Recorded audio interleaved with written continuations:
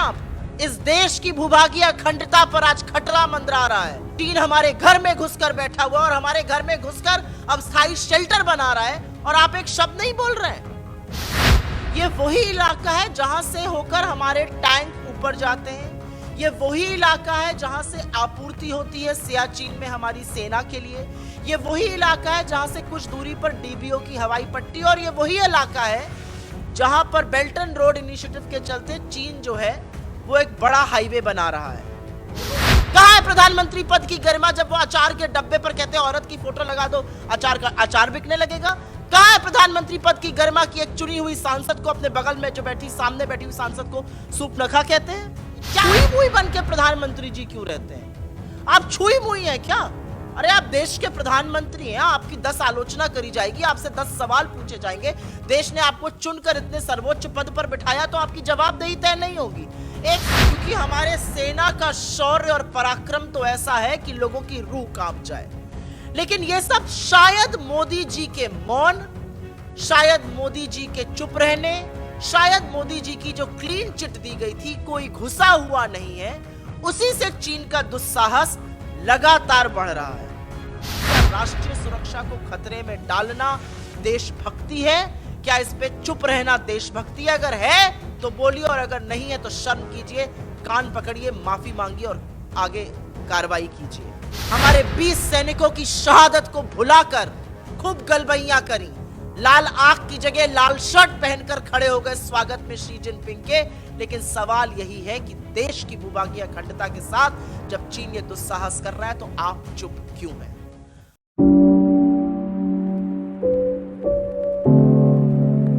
सबको याद होगा 15 नवंबर 2022, आज से ठीक 18 दिन पहले इंडोनेशिया की राजधानी बाली में मुस्कुराते हुए, हाथ मिलाते हुए, गलबैयां करते हुए, बड़ी आत्मीयता से लाल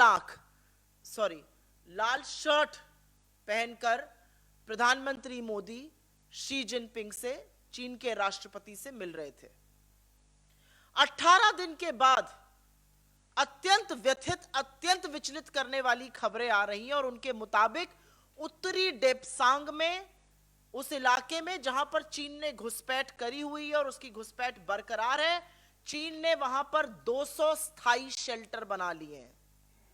ये 200 स्थायी शेल्टर एलएसी से 15 से 18 किलोमीटर के अंदर हमारी जमीन में गाड़े गए हैं, हमारी जमीन में खड़े किए गए हैं। और ऐसा लगता है कि अपने अतिक्रमण और घुसपैठ के बाद चीन यहां पर स्थायी रूप से रहने की फिराक में है। हम सबका मानना है कि यह हमारी भूभागीय अखंडता, हमारी राष्ट्रीय सुरक्षा, हमारे बॉर्डर्स की सुरक्षा के लिए बहुत बड़ा खतरा है। आपको ज्ञात होगा कि यह शेल्टर जो है सैनिकों को हाड़ कांपते हुए जाड़े से बचने के लिए लगाए जाते हैं। ऐसे शेल्टर भारतीय सेना सियाचिन के ग्लेशियर में लगाती है और वही काम चीन ने यहां पर किया है। इनसे तापमान नियंत्रित किया जा सकता है, स्थायी रूप से सैनिक उस जगह पर रह सकते हैं। लेकिन इन तमाम विचलित करने वाली खबरों के बीच में सुई पटक सन्नाटा है मोदी सरकार की तरफ से। एक शब्द नहीं बोला जा रहा है, एक वक्तव्य नहीं आया है मोदी जी का, एक वक्तव्य नहीं आया है सरकार का, ना विदेश मंत्रालय का। इस मुद्दे पर मानो सांप सूंघ गया हो पूरी की पूरी सरकार को।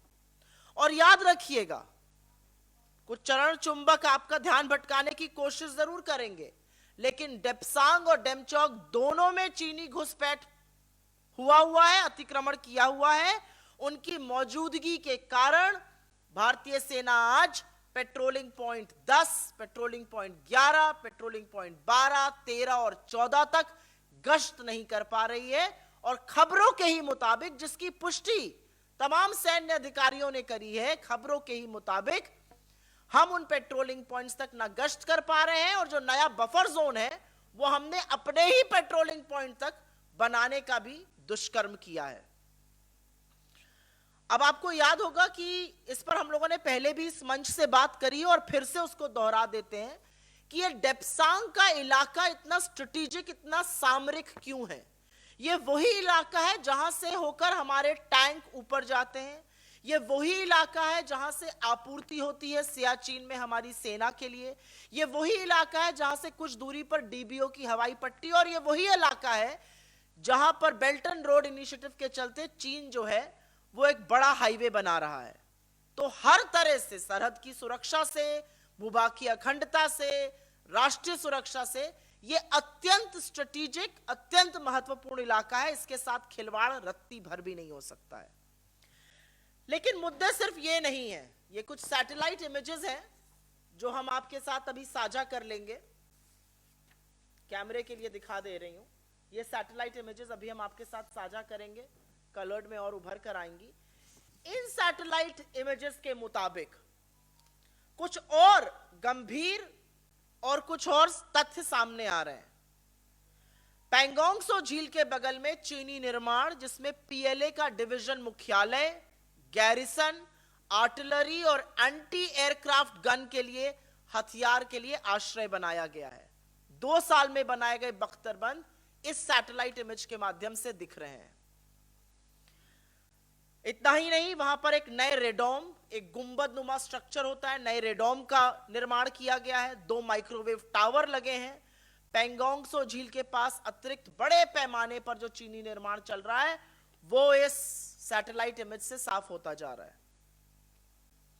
इस सैटेलाइट इमेज से यह भी पता चला है कि रेडोम, जिसका मैंने जिक्र किया, जो गुंबद नुमा एक स्ट्रक्चर बनाया है, उसके कुछ ही दूर 10 किलोमीटर की दूरी पर एक पुल का निर्माण लगभग पूरा हो चुका है। इस पुल के दोनों तरफ डेक हैं। इससे आने जाने में चीन की सेना को, उनके सैनिकों को त्वरित सुविधा होगी। अब यह सब क्यों हो रहा है? क्योंकि हमारे सेना का शौर्य और पराक्रम तो ऐसा है कि लोगों की रूह कांप जाए। लेकिन यह सब शायद मोदी जी के मौन, शायद मोदी जी के चुप रहने, शायद मोदी जी की जो क्लीन चिट दी गई थी, कोई घुसा हुआ नहीं है, उसी से चीन का दुस्साहस लगातार बढ़ रहा है।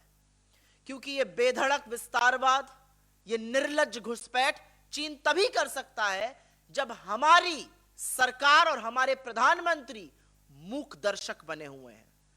आंखों पर पट्टी बांधकर और मुंह में दही जमाकर अगर सोचा जाए कि इस समस्या का निवारण हो जाएगा, तो वो निवारण नहीं होगा। आप सेना के मनोबल के साथ खिलवाड़ जरूर कर रहे हैं मोदी जी।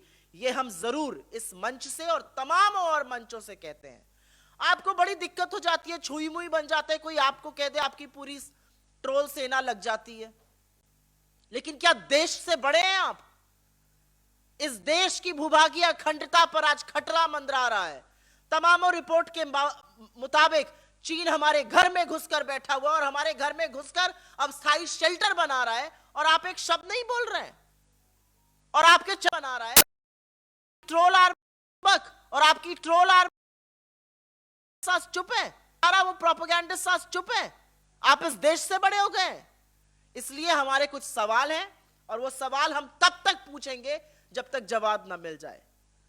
स्थायी शेल्टर और स्ट्रक्चर की इन खबरों पर मोदी जी चुप क्यों है? इसकी अनदेखी क्यों करी जा रही है?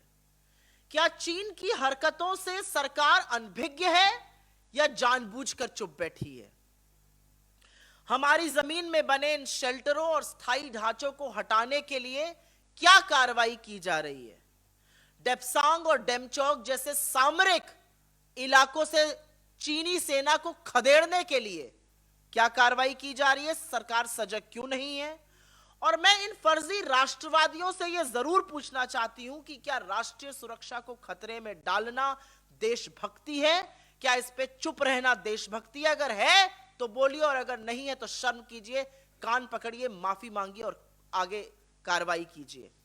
और अंत में वो सबसे महत्वपूर्ण सवाल जो हर सैनिक पूछना चाहता है, जो हर सैन्य अधिकारी पूछना चाहता है, जो रक्षा विशेषज्ञ पूछना चाहते हैं, अप्रैल 2020 की यथावत स्थिति कब और कैसे बनेगी, उसके बारे में आप क्या कर रहे हैं? आप झूले झूलते रहेंगे चीनी राष्ट्रपति के साथ? साबरमती के तटों पे आपने खूब पींगे ली, महाबलीपुरम में आपने खूब शहनाई सुनी वेष्टी पहनकर, गलबैया कर कर, अभी बाली में भी आपने सारी मान्यताओं को, हमारे 20 सैनिकों की शहादत को भुलाकर खूब गलबैया करी। लाल आंख की जगह लाल शर्ट पहनकर खड़े हो गए स्वागत में शी जिनपिंग के। लेकिन सवाल यही है कि देश की भूभागीय अखंडता के साथ जब चीन ये दुस्साहस कर रहा है तो आप चुप क्यों हैं?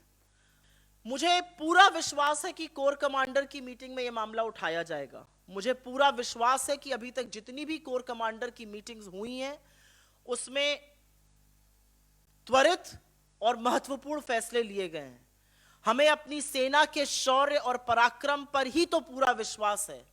हम सवाल तो इस सरकार की चुप्पी से उठा रहे हैं, क्योंकि इनकी चुप्पी सेना के मनोबल को कमजोर करती है। जब हमारे सैन्य अधिकारी और 20-20 सैन्य अधिकारी जब अपना सर्वोच्च बलिदान देते हैं और प्रधानमंत्री जाकर शी जिनपिंग से गलबहियां करते हैं और एक शब्द नहीं बोलते हैं, तो इनके मनोबल के साथ क्या खिलवाड़ होता है ये मुझसे बेहतर आप बता सकते हैं। जब प्रधानमंत्री 20 सैनिकों की शहादत के बाद कहते हैं कि कोई घुसा हुआ नहीं था गलवान में, तो इन सैनिकों की शहादत पर और इनके परिवारों पर क्या बीतती है कभी किसी ने सोचा है?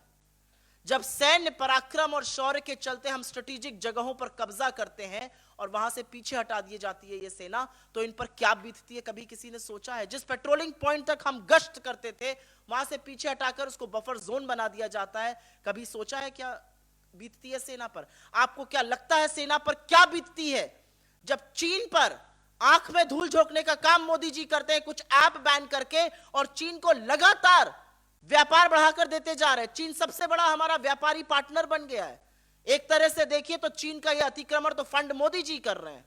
देखिए, मैं एक बात तो बहुत पते से यह बता दूं, प्रधानमंत्री हैं, उनकी हम सब इज्जत करते हैं, उनके पद की गरिमा की। प्रधानमंत्री भी तो अपने पद की गरिमा को बचा के रखें।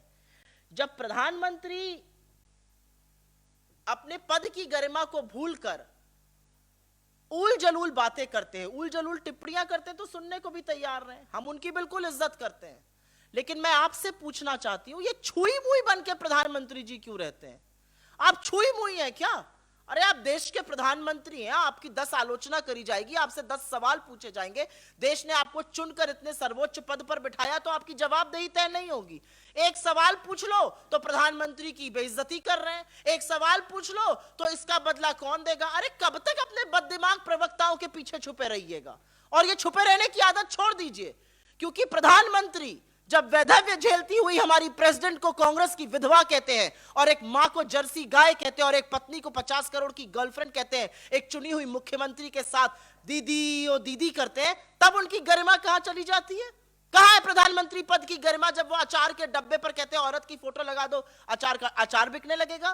कहां है प्रधानमंत्री पद की गरिमा की एक चुनी हुई सांसद को, अपने बगल में जो बैठी सामने बैठी हुई सांसद को सूप नखा कहते हैं? क्या है प्रधानमंत्री पद की गरिमा की प्रधानमंत्री को रेनकोट पहनकर नहाता हुआ कहते हैं? तो आप सब बोलिए और हम वो सहते रहें, और आपसे अगर एक भी तीखा सवाल पूछ लिया जाए तो आप छुई मुई हैं। अरे आप देश के प्रधानमंत्री हैं, हिंदुस्तान के प्रधानमंत्री हैं, थोड़ा सीना चौड़ा करिए और बातें सुनिए, आलोचना सुनिए। इस पद पर बैठा हुआ व्यक्ति आलोचना भी सुनता है, समाधान भी करता है। आप सिर्फ कभी अपने प्रवक्ता के पीछे, कभी ट्रोल आर्मी के पीछे, कभी सॉरी टू से जो पत्तलकार हैं, जो चरण चुंबक हैं, उनके पीछे छुपे रहते हैं। आप कुछ भी बोलिए तो वो लीला कर रहे हैं, हम कुछ बोले तो हम पाप कर रहे हैं। ये तो नहीं चल पाएगा। आप अपने पद की जितनी गरिमा दिखाइएगा उतनी ही गरिमा से आपसे बात करी जाएगी। आप अपने पद की गरिमा प्रधानमंत्री रहते हुए खोइएगा तो आपका भी पद उस तरह की प्रतिष्ठा से विहीन होगा। धन्यवाद।